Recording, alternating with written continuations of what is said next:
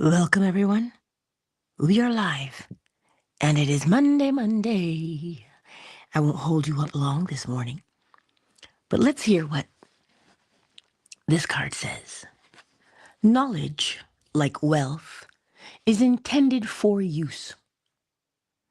The law of use, I see you. The law of use is universal, and he who violates it suffers by reason of his conflict with natural forces. The Kabbalion. Let me say it to you again. Knowledge, like wealth, is intended for use. The law of use is universal, and he who violates it suffers by reason of his conflict with natural forces. Explain. You see, remember, there's 7 principles, right? 7 laws. And the whole point of those laws is to use them. When you learn something, which is the point of learning, is so we can apply the things. That's the whole point of learning. We don't learn so we can just meh. No, we learn so we can apply. And the reason why it says violate, right? Because you can't break the principles. You can try, but you can't break them. Cause and effect is always going to happen. As within, so without is always going to happen. You plant corn, peas will not grow. Only what you plant will grow. Period. So you cannot break the law. But to violate it, meaning you have it, but you don't use it, then it says you do what? You suffer by reason of conflict with natural forces. So, I love it, Michael. That is brilliant. I love it. Come. This is the point, right? Today. You learn these principles. But what good are the principles if you don't use them? We sit here and we say we want a better life. Granted, most of the population, we live by way of law naturally. There isn't another way to live. We could try, but there is not another way. Right? There isn't another way to live. Because it is the law that, I know I say the law, but you see, it is the all. The all is mind. The universe is a mental creation.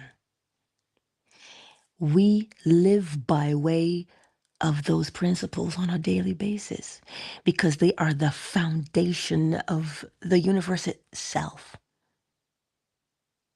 Period.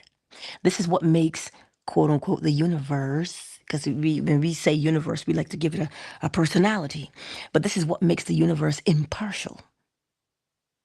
The universe does not judge you. It simply says, you are aware of yourself. What you are aware of, you will do. And what you do has effects. What you do has a rhythm, has a pattern.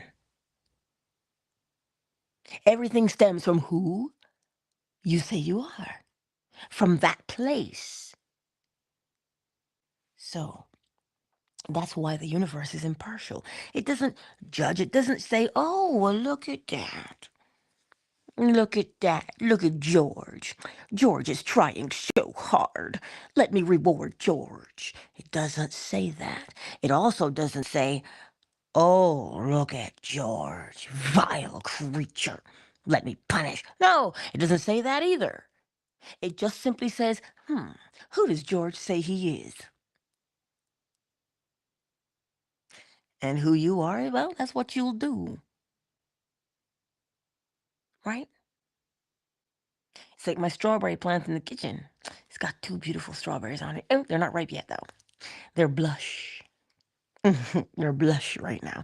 They're not ruby red. They're just blush. Can I get apples from that? Nope. As much as I would love. Nope. I can only get strawberries from that bush. Only strawberries. And how do I know it's a strawberry? Well, we learned what strawberries were because we're the ones who named them. And they have a particular way of growing.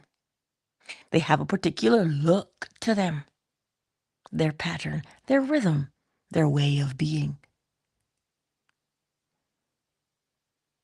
As do we. We have our way of being, do we not? We have our way of being because we do. We do. So today, if you say, so then, Angela, how can I not violate the law so that I don't suffer? How do I do that? How do I apply mentalism, correspondence, vibration, polarity, causation, rhythm, gender? How do I not violate that, Angela? Step one. Observe your present situation in life that is bothering you. Listen, even if it's something good, bad, or indifferent, we're not judging it. We're just saying that thing. If you say, well, I would like to change ... about myself, that is where you begin. What do you want to change about yourself? The only way to know this is to look at your life and see what you're doing. Again, you do not judge it. You don't hate it. You don't grudge it. You just look at it. Just look at it. You say, you know what? I'm tired of being cranky all day long. I quite frankly don't like it. Okay. So if you don't want to be cranky all day long, what would you like to be? That would be step two. Decide then what you would like to be instead of cranky. You want to be peaceful. You want to have discernment to know when to be cranky and when not to be cranky. Sure, because that would make sense.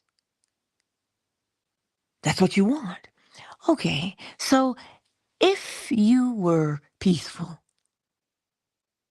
how would you behave? Would you walk down the street and glare at people? No, you wouldn't. Would you walk down the street and smile? Perhaps not, but you wouldn't glare and you wouldn't snarl at people. Careful. You wouldn't do that if you were peaceful. What would you be doing if you were peaceful?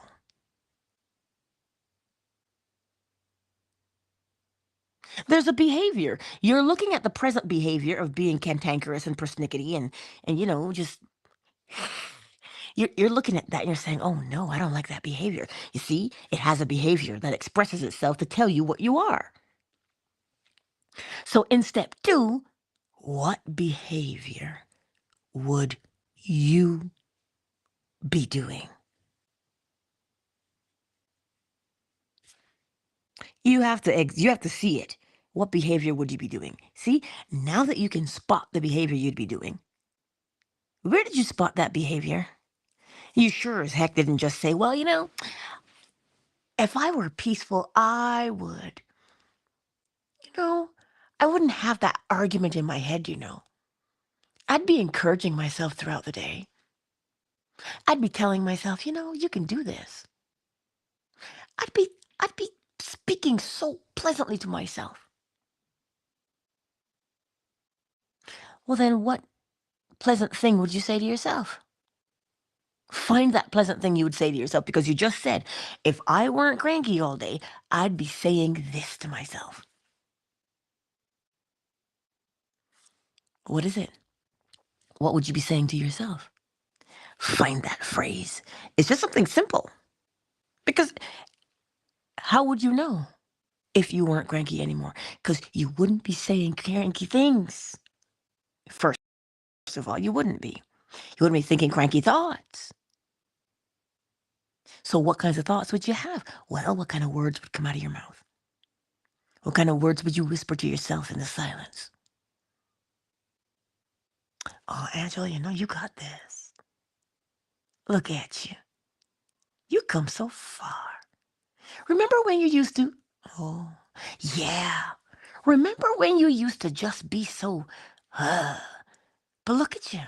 You're not doing that anymore. See those lines, those frown lines that used to be around your mouth? Oh, they're gone. Well, I'm not frowning anymore. That's why they're gone. Oh my goodness, don't I look younger? You'd be saying those types of things to yourself, wouldn't you? Where would you say them? Before you even open your mouth to say anything in the exterior, you've been saying it on the interior. So that is step 2. Decide upon that action that you would be doing or that phrase that you'd be saying to yourself. Choose it. And then you rehearse it mentally. You just keep telling it to yourself. You're not saying it to yourself because it is something to do. You're saying it to yourself because that's what you want to become. Now, how are you going to know it's working? Just like everything else you practice. It becomes second nature. We say it takes on muscle memory so that every time you do it, you're not thinking about doing it anymore. You're just doing it now. It has become autopilot like everything else in your life. And how did everything else in your life become autopilot? Because you practiced it. So step 3 is to know that what you practice mentally is what you're gonna do physically. That's what you gotta know. You have to know that. Because we are not in the business of hoping. Hoping and wishing. No, we are not in the business of hoping and wishing and praying and begging. Oh no. We are in the business of knowing that what you say you are, those are the actions you will do. That is what we are in the business of doing. So you see, when you do this, knowledge, like wealth, is intended for use. The law of use is universal, and he who violates it suffers by reason of his conflict with natural forces. Let's explain that part. You suffer by reason of conflict with natural forces. Naturally, we grow, we learn, we mature. Naturally. Naturally, that is our way. That is the way of the universe. It is forever expanding. It just is. It's growing because everything moves. So to say to yourself, oh my God, I'm stuck. To say that to yourself is your clue that you're violating. Can't break the law, but you can violate it. Meaning you don't implement or apply that which you have learned.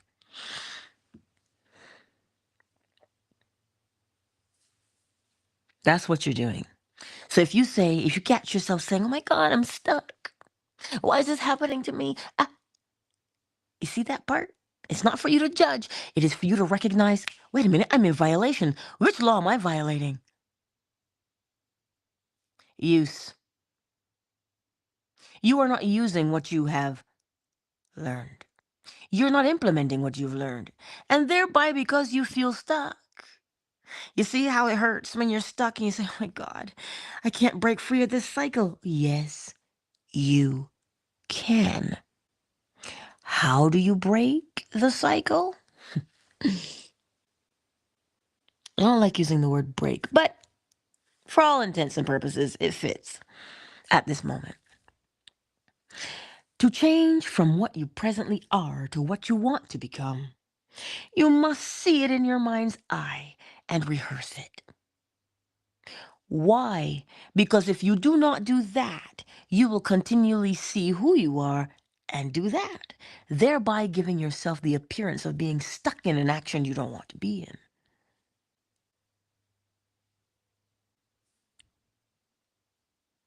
But Angela, you make it seem so simple. Do you want it to be harder? Oh, for the love of God and all things, really? You want it to be harder? You don't want the simplicity of life?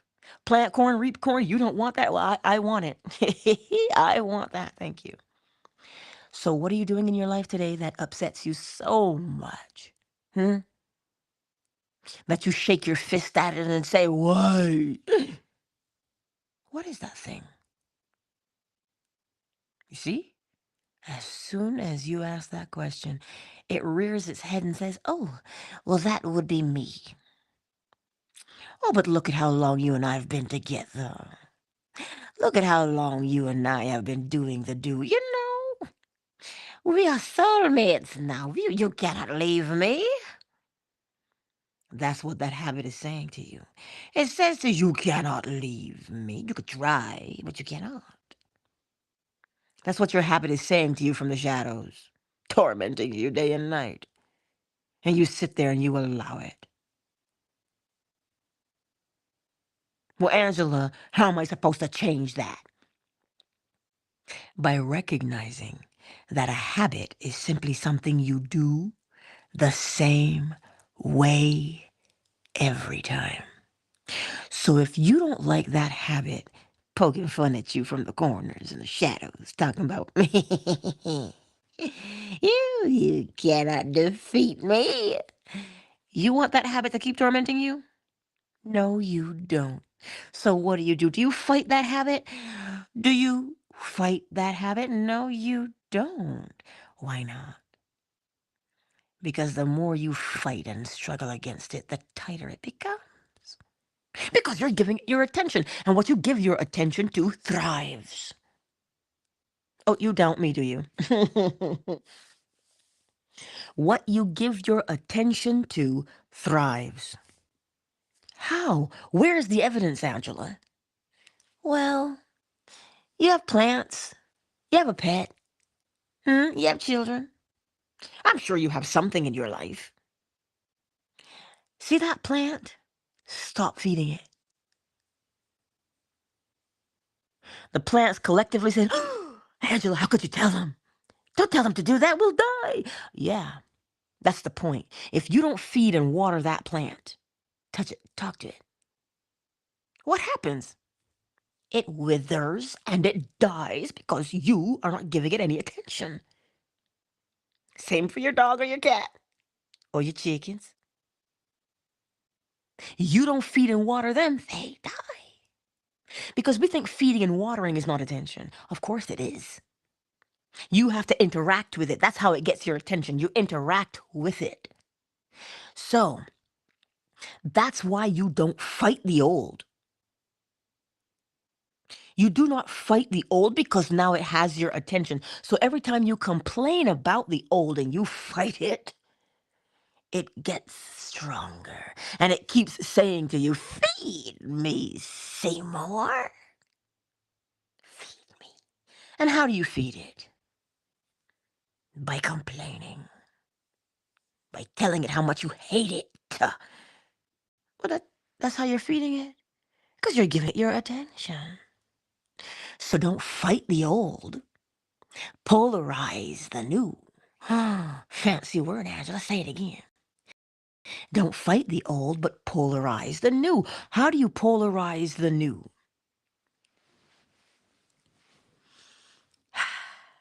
You polarize the new by telling yourself, wait, I see the new action I want to do. Let me practice it until I don't have to practice it anymore, until it just is something I do now. Well, how do I know I can do it? Because look at what I've been doing over there. I've been complaining so much, I don't have to remember to complain. I just get up and complain. And I don't want to complain anymore. So I want to celebrate instead. So I am going to get up and I'm going to do this new action. Even though sometimes I forget and I complain, I will remember that, whoa, wait a minute. What are the repercussions of complaining? Oh, right, my present life. So the outcome of my new life would be to do this new thing until I don't have to remember to do it anymore. I just get up and I do it. Yeah, but how long is that going to take? And that solely depends upon you.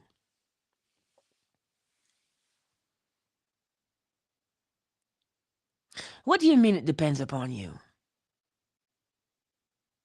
I told you I know the young lady who is playing young Tina in the Tina Turner musical. Sweetest girl you'll meet. Ooh, she is lovely. She does give her mother a run for her money, though, I'll tell you that. She makes her mother shake her head and go, oh, this child? Yeah, but she's mine. Don't you think she has to get up and rehearse those lines every day? Do you know how many hours she's in rehearsal? Why do you think she's in rehearsal that many hours? Because it's cute and it's fun? She's in rehearsal for that many hours. So she gets the lines right so that when she gets out on the stage and that light comes on and the music comes on and she does those steps, that she knows what she's doing. That's the whole point of rehearsal, is to act it out, to use what she has rehearsed, to play her role, and to play her role effectively and efficiently so that, at the end of the day, she's proud of herself. Ain't nobody prouder. I mean, her parents are proud of her, sure. But I'm telling you, ain't nobody's as proud as her of herself as when she looks in that mirror and she goes, OMG. My feet might hurt. I'm tired. But I did it because I practiced. So that's how long it takes. It is relative how long it takes. How do you mean it's relative? Remember the principle of rhythm? Rhythm compensates. The degree to the left is the degree to the right. Why? Because as within, so without. You can't go 90 degrees and only come back 70. That'd be like planting peas and getting carrots. No, you must get that degree. So the intensity that you rehearse with is the intensity at which you will practice with. It has to be. You cannot be lackadaisical in your rehearsal and expect to give your best performance. You didn't practice the best. So how can you reap the best? The best does not occur by way of coincidence. The best occurs by way of what you rehearse. Simple as that. So knowledge, like wealth, is intended for use. You have a word for someone who has wealth but doesn't use it. A miser. They hoard. And you know what that looks like, right? You've seen those shows with hoarders. You've seen it. Look at all the stuff they got and they don't use it. And then it falls in on them. Oh, so then they do what? Suffer by reason of conflict with natural forces. Naturally, we are meant to grow and to thrive. Naturally, we are. But that suffering comes about when we do not use what we've been given. You must use what you learn. What is the point of having it any other way? What's the point of knowing how to cook and you're just going to go hungry because you can't be bothered? But then the first thing we say is, nobody helps me. Nobody cooks for me. You know how to cook for yourself, son.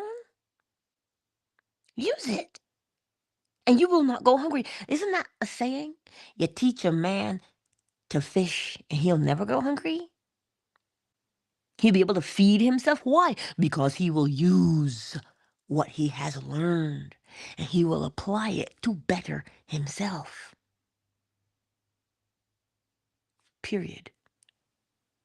So, are you getting up every day and complaining about what you don't have? Complaining about how hard life is? That nobody's giving you an opportunity? Nobody has a bag of opportunities that they're going to give you. Nobody has opportunities.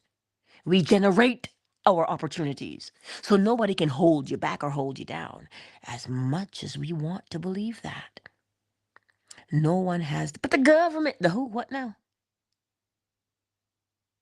The government needs people to rule, or else the government would not exist if the people did not. Hmm. Don't let me start. Not with politics. Not so early in the morning. 2 minutes remaining. So how are you going to use it? Listen to what you say to yourself. No good things ever happen for me anyway. What's the point of even trying? I'm gonna just stay as I am in my corner. Really? All the while that you're in the corner, you don't want to be in the corner. You want to get out of the corner. But you are unwilling. But what makes us unwilling sometimes? Because we must have compassion on ourselves, yes? What makes us unwilling? The fact that we have experienced hurt and loss. And we don't like the way that feels.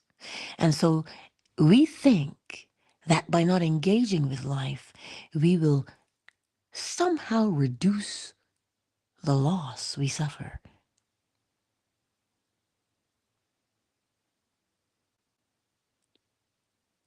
And that is not the case. That is a lie. If you comprehend loss, now you don't lose anything. Oh, when you comprehend loss, you must understand there is an ebb and there is a flow to life. Ebb and flow, live, die, because we're flesh.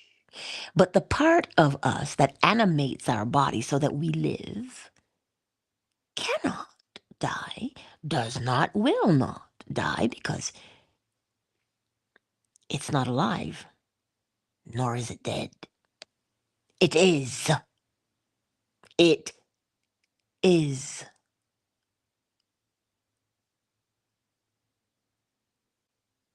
It is not. It is. It is not. What does that mean?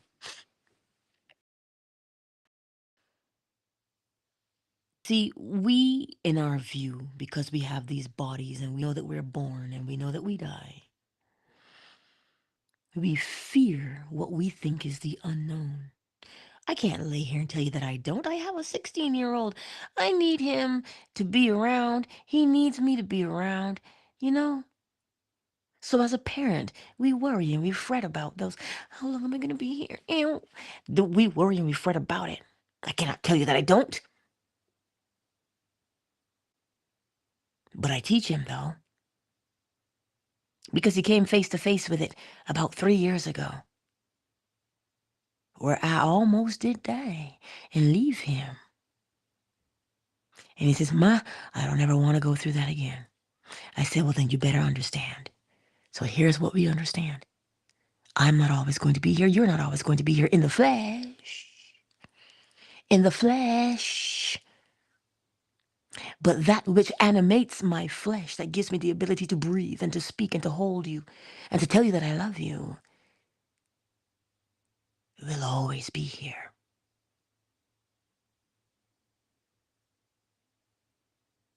He was, Ma, but it's not the same. I said, I know it's not. But if you dwell on the fact that it is not the same, you will miss what it really is and where that power is. So it's not that you're not supposed to feel. You will feel. You will hurt, but put it in perspective. You see, the more we try to hold on to that which is fleeting, is where the pain sets in and comes from. Scripture would put it this way. Scripture would say to you, do not put your hope in things that the moth can eat and the flame can destroy, because they're only material things.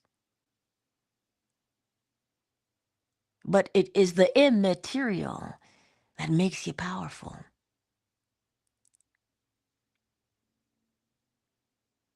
It is the immaterial, the stuff that is imperishable, cannot die. That's the part.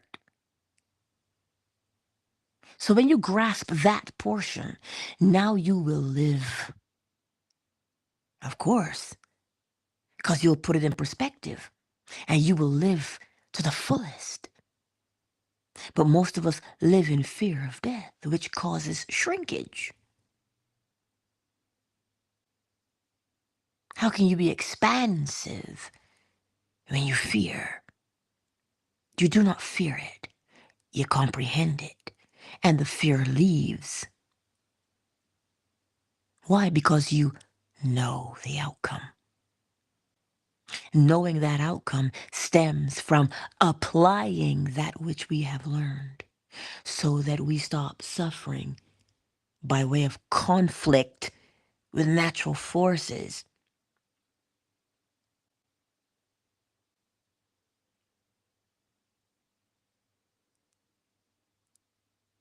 I trust that today makes sense and that you will live. You see, when scripture says, I came that you might have life and have it more abundantly, what do you think that means?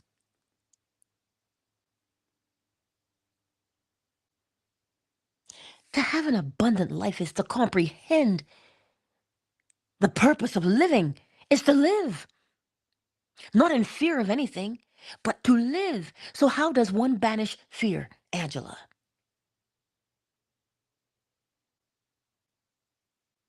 Through knowledge and understanding.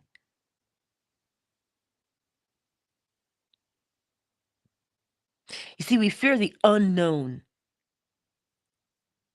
But if you understand the principles, the law, you would know that there is no unknown. How can there not be an unknown?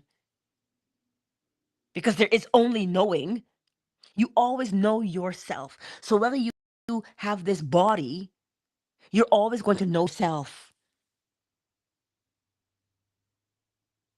The body will come and go, but it is the knowing that remains. And when you know that part, now when you walk through the world and you encounter people and have situations, you will love to the fullest.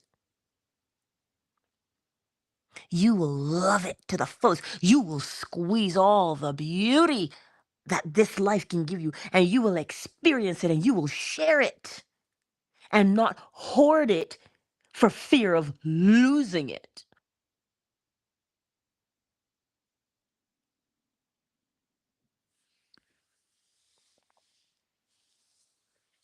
Anyway, anyway, I trust that this makes sense to you today. I trust that it makes sense to you and that you will use the knowledge. Use it. No longer do we sit and complain and try and figure out and sort out our trauma. We all know we got that nonsense. You know it. You know you've been hurt.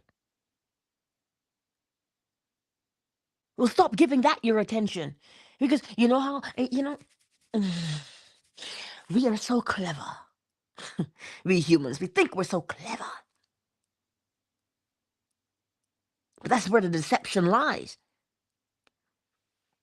We think that we have to sort out our trauma. We think we got to go and play around in it to figure it out so we can be free of it. You will never be free of that which has your attention, darling.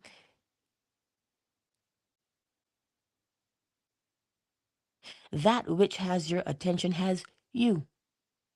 So keep looking at it. Keep looking at it. And then call me and tell me, "Well, Angela, I'm stuck." Because you keep looking at it. And I keep telling you day in and day out, if you do not like where you are, acknowledge it. Don't cuss it out. Don't hate it. Don't complain. Just acknowledge. Oh, this is where I am and I don't like it. Great. That's a beautiful step. Step two, if you don't, what would you prefer instead? I did not ask you if it was possible, because that which you can imagine is possible, because now you have a blueprint. Yes, you can recreate it. So when you say, I don't want to be that, great. What do you want to be instead? Because you're going to have to give your attention somewhere else. And you put your attention upon that which you want to become. But there's always going to be the evidence of what you want to become by way of the actions or the words or the feeling. Because that's how you will confirm that you have changed. You will either be doing, saying, thinking, or feeling the new. So what do you want to feel? If you're a feely type of person and you feel, great. Define the feeling that you want to have. You know, I just want to feel, and you define it because you know what it feels like. But if you are auditory and you say, well, I would hear, people would say to me, oh my God, you've changed so much. You will always have the evidence of your change, whether through your words, your action, your thoughts, your mood. You will have the evidence. So what is the evidence? The evidence then is in step two, the rehearsal of the evidence over and over till it takes on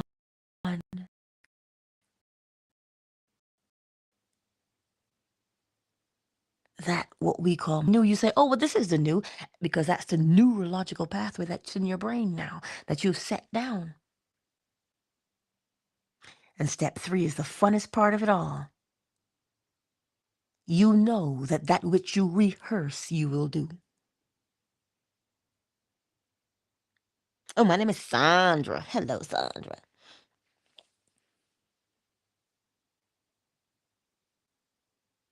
So, I'm 10 minutes over.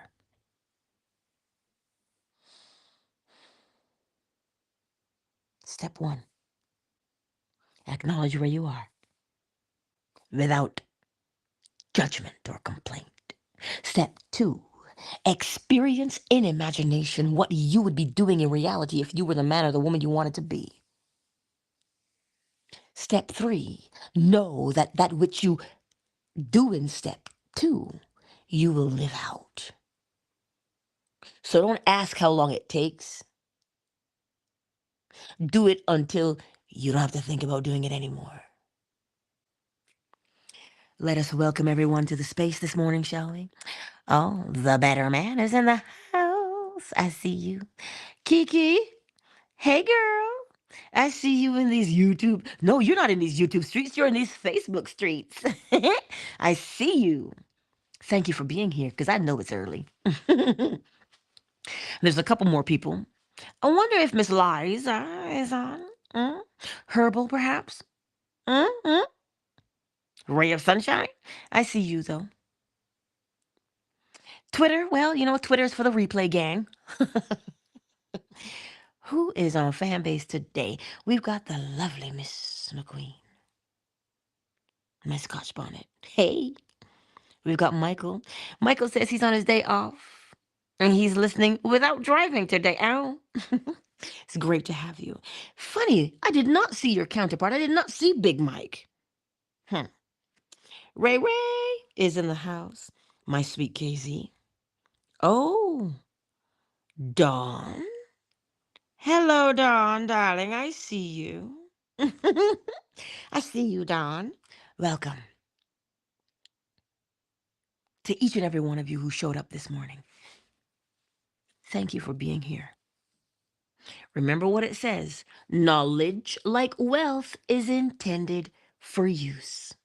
The law of use is universal, and he who violates it suffers by reason of his what? Conflict with natural sources. You are meant to grow and expand. You are meant to grow and expand. Why? Because you're constantly applying that which you've learned. But the moment you stop applying what you learn, you begin to shrink. Hmm. And shrinkage, well, nobody wants that. Nobody wants that. So, my beautiful friends, I love you. And I thank you for showing up this morning because I know it's early. I know it is early. And that's why I say I ain't going to keep you long. I'm 10 minutes over. Well, more like 12 now. But I do love you, and I appreciate each and every one of you and the time you spend with me here. I truly do. So, I'll see you in the morning right here on YouTube, Facebook, Twitter, Fanbase. I will see you again. When will I see you again? Tomorrow. Tomorrow, my darlings, I shall see you again right here, 7 a.m. Eastern Standard Time. You see, a little bit is still asleep. Oh, yes, he is. My early bird is sleeping in. Anyhow, I love you. Much love to you all. Countdown initiated. 5, 4, 3, 2, 1. Peace out.